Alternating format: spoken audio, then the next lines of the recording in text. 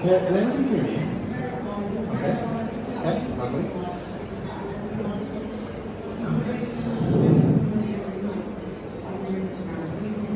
So how's everybody feeling today? I heard we had some fun last night at the awards event.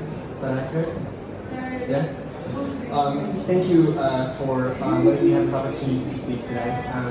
I think this is a very timely topic for a multitude of reasons that we'll get into. But more importantly, we're at an aesthetics event, right? We're talking about getting people to look good. We want us to feel good outside.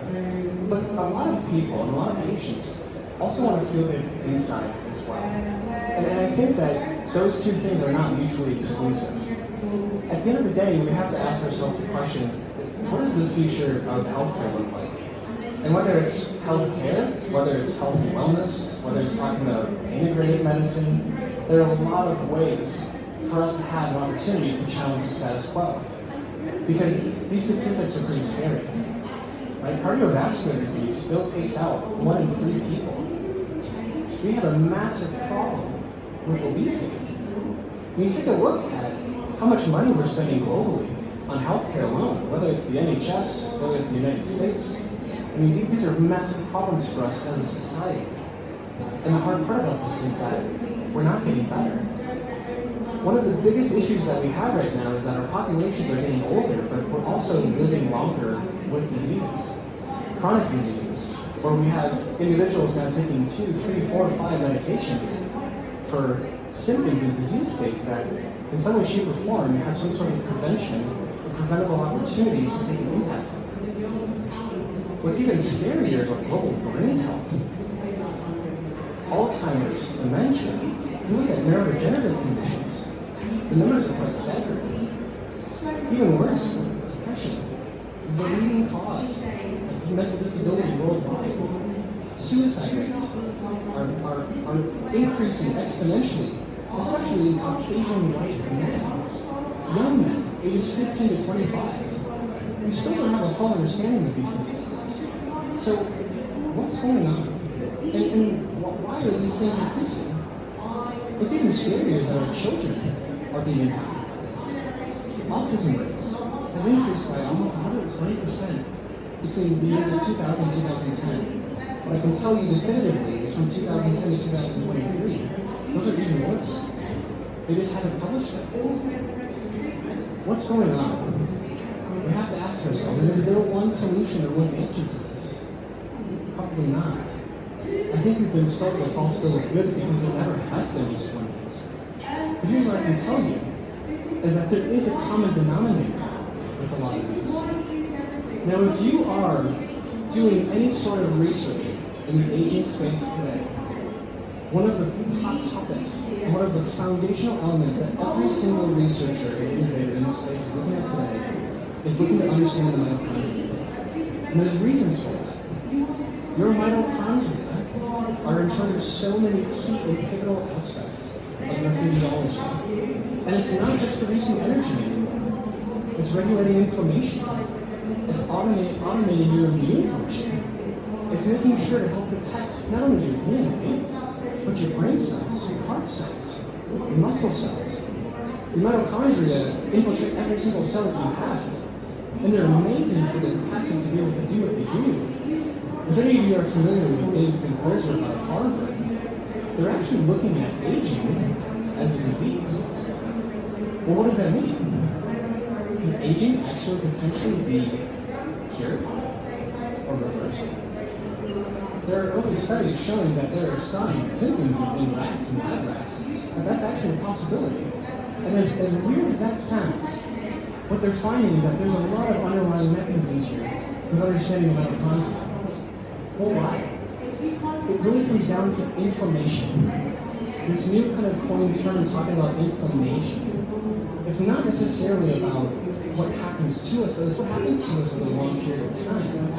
Now, I think we've demonized inflammation for a really long time, and there are beneficial aspects to inflammation.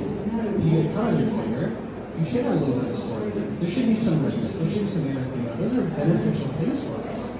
But when it's this chronic, unrelenting, long-term inflammation, they have devastating effects to the cell, to the surrounding structures, and more importantly too, to the underlying physiology that really supports us. Our mitochondria are ground zero for this. And here are the potent inflammatory markers that we're talking about. So C-reactive protein, interleukin-6, interleukin-1 beta, fibrinogen. Now, you can do lab tests for these, and you can look at these different markers, these different components in patients. But until proven otherwise, if somebody's coming in with some sort of chronic autoimmune condition, some problem where maybe their surgeries aren't sticking holding as well, maybe a treatment or a therapy or some sort of intervention is not holding up, in some way, shape, or form, you have to go back to what are the mitochondria doing? Or more importantly, what are they not doing? But what if you had a solution that wasn't dependent on diet, nutrition, exercise, sleep, all of these things that we know are absolutely 100% fundamental in overall health and wellness and quality of life? What if there was a non-invasive way for you to optimize mitochondrial function, to improve and enhance your brain and body's ability to downregulate inflammation? Here's what I'm going to tell you is that there is. Low-level laser, specifically non-thermal low-level laser, there's a caveat with it. When you heat up tissue, you can denature proteins. You can actually have more inflammation in specific aspects, depending on the tissue that you're heating up. Non-thermal low-level laser has been shown to be very effective in upregulating mitochondrial function, specifically because of its mechanism of action, which is in the C-cytochrome C oxidase enzyme. This is the rate-limiting enzyme in your mitochondrial electron transport chain. What's really powerful about this is that we're seeing massive benefits to non-thermal low-level laser in patients. Structurally, neurologically, emotionally, physiologically. And what's even more important with this is we know that mitochondria control inflammation, they control your immune function, they help you produce energy, they have an array of benefits that we really haven't talked about over the last 20 or 30 years. Traditionally speaking, for the providers in this room, I always thought that mitochondria only help you produce ATP, and that they help you produce energy. The story has changed, and so has the game. And this is exactly how it works. So when you look at non-thermal low-level laser is a concentration of photons. We're talking about billions of photons of light that penetrate tissue to have a beneficial enhancing effect within the mitochondria, specifically in that fourth complex in the electron transport chain. This is once again the rate-limiting enzyme for producing ATP. Now what's powerful about this is you don't need to know all of this stuff, the benefits of using non-thermal low-level laser. It's just as easy as shining light over a specific tissue. What's powerful about that too is that you don't have patient compliance issues. I don't know about you, but by a show of hands, how many of you have told the patient to do something and they haven't?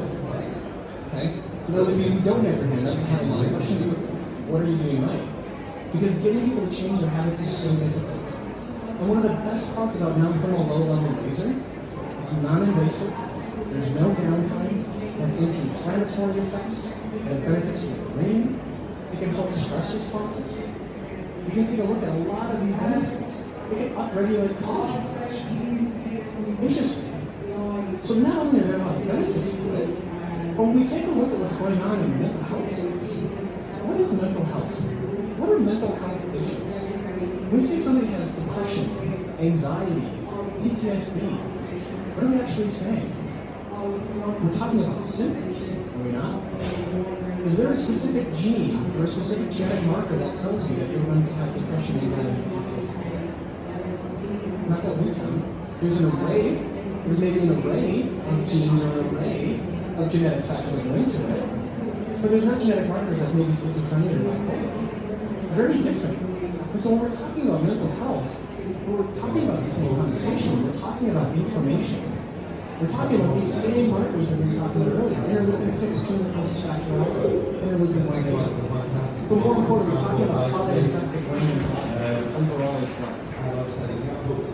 Where does inflammation start in the body? Where's one of the first primary areas of the body that inflammation starts? Does anybody have a good guess? The gut. Interesting. 20 years ago, we all thought that that is absolutely witchcraft, right? And now we know how important the gut is. Where 60 to 70% of your entire central nervous system serotonin production is helped, where 70% of your immune system is actually helped. Interesting areas of the neural axis. We know that there's a massive gut-brain and brain-gut connection. Well, if we're looking at inflammation, and we're trying to figure out ways to help people, say metaphorically, update their software neurologically, then the gut's ground zero. It's foundational for us. We have no choice but to look there. And yes, that's diet, yes, that's nutrition, maybe it's supplementation, but there are other areas to help optimize that. But at the end of the day, what does it come down to? It comes down to inflammation. You can bet there is a massive amount of mitochondria inside those internal gut cells that you have that are lining the gut wall. And what's even more interesting is that your gut microbiome has a massive influence on that. You are far less human than you actually think. Your gut microbiome cells outnumber your human cells 10 to 1. Interesting. Now, if we take a look at some of the benefits of why maybe low-level laser would be beneficial for mental health, it's the same mechanism. We're talking about controlling inflammation. We're talking about now not only treating neurodegenerative conditions, but we're also talking about treating neurodevelopmental conditions as well too. What's the underlying basis for all of this? It's inflammation, right? And what does it come down to? It comes down to understanding the vagus nerve, the cranial nerve 10, that regulates everything from the top of your throat down to the mid-cardiovascular bone. Now this vagus nerve is really important because there are anti-inflammatory properties of the vagus nerve when you stimulate it. So you can actually take a laser, or you can do breathing mechanisms, you can do different aspects to stimulate your vagus nerve right over the carotid artery over here, and you can actually have an anti-inflammatory response throughout the brain and body. Interesting. Well, what's cool about this is that Erchonia has actually done this study. What they did is they did an EEG where they actually put a low-level laser on the left side of a patient's necks. And you can see pre and post the outcomes that happen in cerebral blood flow and neurological function. What's even more interesting with that is it was repeatable. It was repeatable in a given set of circumstances. They did this with children with autism as well. And there's interesting studies coming out with Erchonia talking about this. Now, when we get into it, at the end of the day, we're really looking at one thing. We're looking at inflammation. We're looking at how we can optimize the inflammatory load and the inflammatory cascade. And yes, it involves diet. Yes, it involves nutrition. Yes, it involves sleep. Yes, it involves exercise. But if there was a non-invasive approach to be able to increase your patient's ability, or selfishly your ability, to dampen inflammation in your brain and body, would you take it? I like to think so. Because inflammation doesn't just come from some random source. Inflammation can come from being obese, and excessive body fat. Blood sugar is a very reactive molecule in the body. And what's important to understand about that is that's why they're calling Alzheimer's the type 3 diabetes. What we're finding is that blood sugar can rip down the walls of all your vessels. Now, whether it's in your gut, whether it's in your legs for the diabetic neuropathy, whether it's in your cortex when you have memory issues and now not remembering where you are, who you are, the location doesn't matter. Your blood sugar travels around your brain and body 24/7, does it not? Right? Now we're looking into things like semaglutide and GLP-1 agonists. Well, do those actually control your blood sugar? Do anybody know the mechanism of action for semaglutide? It's a feedback mechanism to tell your brain that you're not hungry anymore. It acts on your hypothalamus.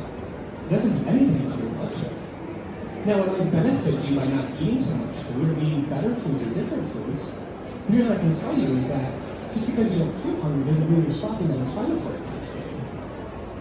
What we need to do is we actually have to take a different approach to getting people not only to have better opportunities to be more educated about the foods they can eat, but more importantly, we actually have to get rid of that body fat in the healthiest way possible, because we know when we actually take out lipocytes, we take adipocytes, we take out different fat cells, and we pull them out of the body. Not only is it painful, and it can be destructive to the arteries and veins, but also the neurons that are attached to it, these small delta C fibers.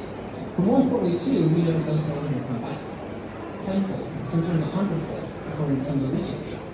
So we have to consider the devastating effects that can happen with things that are going to maybe go and be a little bit more invasive. Erchonia did a really interesting study with their brand new laser, the Emerald, where they looked at 30 to 40 BMI patients. They're the only laser on the market today that has FDA clearance for this. And what they actually found was not only was there a massive improvement in these patients' BMI scores. But more importantly too, they found that they don't have to disrupt fat cells. They actually create a transitory pore in the fat cell that allows the fats to actually leave the cell. Those fats are absorbed by the lymphatic system, and the lymphatic system actually clears them. So let's put a flag up really quick. If that happens, wouldn't those fat cells just go deposit somewhere else? Right? They actually don't. Another follow-up study that they did is that they actually used the emerald over the stomach, and they did circumferential measurements over the wrists and legs. They actually saw decreases in those circumferences distally to the body parts that they used. It's a cellular mechanism. It's on a cellular level. It's no longer staying local anymore. Because if you know anything about the physiology of fat cells, you know that fat cells have hormonal outcomes, right? They have paracrine, they have autocrine, and then they actually have true endocrine responses to the brain as well. That hypothalamic pituitary adrenal axis is something that's really important for us. That's our chronic stress response. That's our acute stress response as well. And so while this is interesting, what we're finding is that, specifically with the patients who come in with this, that when you see the ability to literally melt fat in front of you, the game changes. Because now we're modifying the inflammatory response. And it's not just about fat loss, but it's more about controlling the inflammatory cascade and going after every single aspect of that inflammatory cascade, whether it's structural, neurological, or even neurometabolic. Because that's what we have to approach. Now, what's really interesting with this is that they're having some really fun results. They're happy with patients. In this cohort, what they did is they essentially looked at comparing to different current methods on the market today. And here's what they found. Within 4 weeks, compared to the standard 12 weeks or other models in the industry today, they had a massive shift and massive change in the 4 weeks that they did the study with. 154 millimeters, almost 6 inches off the waist, compared to the other models and other therapies that were out there. Now, maybe this is a one-off study, right? We can acknowledge that. What I'm going to tell you is that the industry is moving and advancing in a way to go more non-invasive, higher therapeutic outcomes, and especially in the health and wellness space, especially in the mental health epidemic that we're currently in today, it comes down to understanding one thing: information. I can tell you that patients change in front of you when you understand their inflammatory sources. Now, whether it may be a small intestinal bacterial overgrowth in their gut, maybe it's truly an inflammatory response in their brain, where now they have brain cells that are literally promoting inflammatory responses with this glial priming mechanism in a lot of neurodegenerative conditions. What we know is that it all starts in the gut. We know that there's a massive cascade. And if you approach that gut-brain axis, and even that brain-gut axis, structurally, neurologically, metabolically, and you go through non-thermal low-level laser, you can have some pretty impressive benefits. Now, on the aesthetic side of things, with patients who come in who feel chronically inflamed, and who feel chronically like they can't think, or they have headaches, or they feel like they don't have any energy, helping them lose weight can be a massive benefit as well too. And these are some of the case studies that we have from some of the clinics that are using Erchonia's lasers. Pretty notable. The best part about this is that these patients don't feel any pain. There's no downtime. There's no needles going in or out. Now, what's beautiful about that is you have all of these properties. Not only are you helping them from an inflammatory standpoint, but you're optimizing their cellular function. Metabolically, you're going to see massive improvements, not just locally, but also peripherally as well. The body keeps the score at all times. Now, what's beautiful about that is that you don't have to know all of this stuff to be able to get those benefits. All you have to do is utilize that technology in order to be able to help your patients feel better, look better, move better, and live better. So, thank you for having me today. I think that there might be a moment for us to have questions afterwards as well. But if you do have any additional questions, you can always come find us over at the Erchonia booth as well.